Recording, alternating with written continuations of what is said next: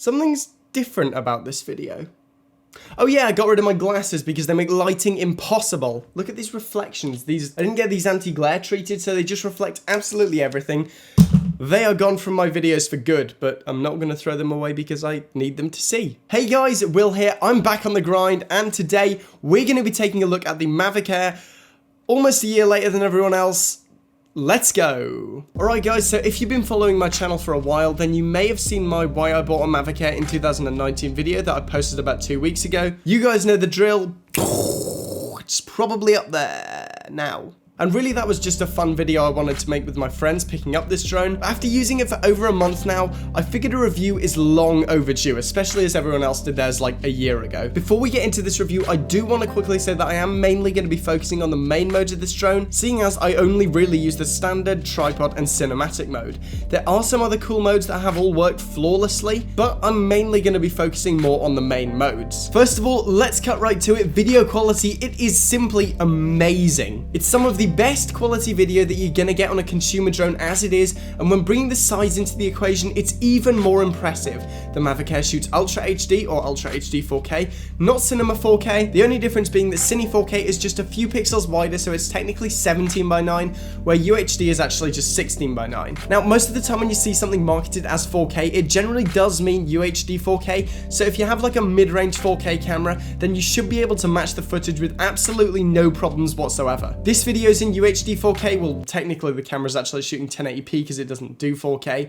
but then I've upscaled it in the timeline. We're getting off topic already, it's not even like a minute into the video and we're getting off topic. It's gotta be like a new record for my channel. Something else new to this drone, on a consumer level at least, is the 100 megabits per second bitrate. Something really important if you're gonna be shooting 4K footage on a sensor this small. Now this, along with the size and the value, was probably the main reason why I actually chose this drone. 100 megabits per second is significantly more data than the OG Mavic Pro and even the original Phantom 4. What this means is you're essentially going to get a lot less blocky distortion in your footage. Now this also means that you're going to get a lot more leeway when color grading your footage, so your drone clips for your vlog or film or whatever you're shooting aren't going to look like they came directly from like a screen capture of Minecraft. Following on from this is picture profiles. Now while there is only normal and Cine Light D, again because of the bitrate you can actually push your Cine Light D grades a fair way before they start to fall apart. It doesn't have D-Log like the Phantom line or the OG Mavic Pro, but again, on a sensor that small with a bitrate that low, D-Log isn't going to look that great when you start to grade, and I say that from experience. If you actually go and watch my Phantom video, then if you look in the shadows of the sample footage, you will see artifacting for days. D-Log at 60 megabits per second, especially on a sensor this small, really isn't a good mix, and your footage will start to fall apart very fast when you start to color grade. Back to color profiles, if you absolutely need D-Log, then this drone isn't for you, but if you can learn to use Cine Light D, then you can still get more dynamic range and get some stunning looking footage. Moving on to the size, which is another impressive feature of this drone, we can see that it's absolutely tiny. Now, I said it in my other video, but I'm willing to say it again in this video. It's smaller than my phone. That's absolutely crazy to me that they can pack this much punch in a parcel. Wow, that sounded amazing.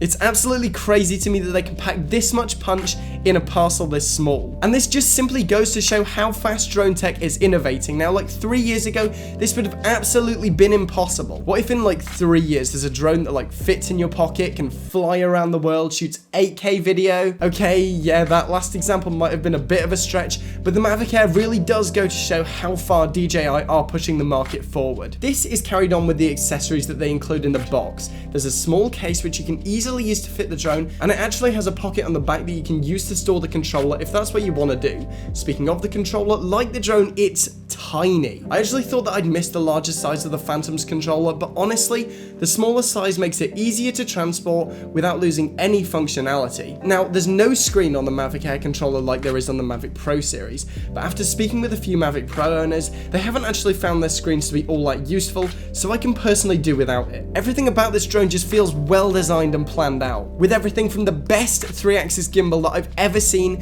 to the removable thumbsticks on the controller, and oh man, does this ever pay off when it comes down to user experience. Speaking of, I went into the DJI Go 4 app with some reservations, seeing how much trash people talk about this app, but after using it consistently for about a month, I'm yet to find any problems with it. I tried it on both iOS and Android, and connection is always solid.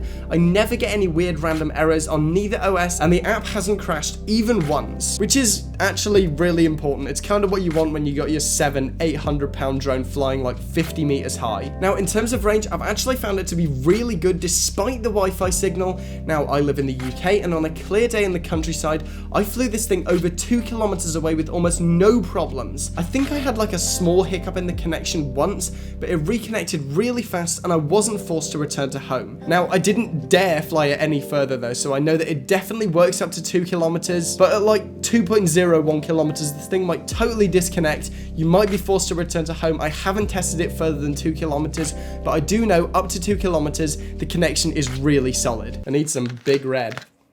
For my American viewers, this is like £2 in the UK. It's super expensive, but it's very nice. It's the video source. Other than coffee, that is. Coffee is also good for making videos, as long as you're not doing like stable shots or anything, because that's just like...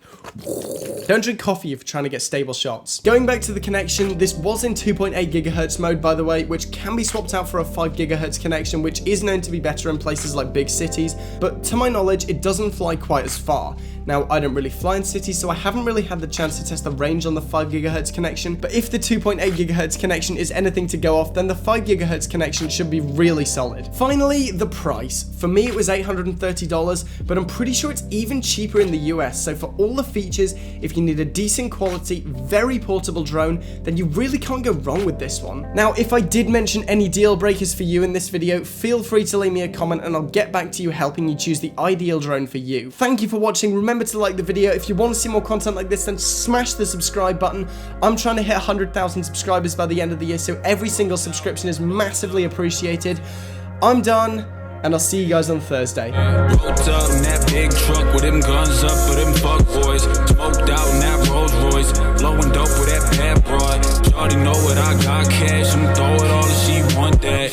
Every time you see me out of low trees, out my blunt fat, cause I'm rich. Dumping the clip on a bitch, they hold her smoking, I exit the switch. Step to the mic, got the venomous spit. She steady working it, twerk on the dick. I'm with the shit and I get it.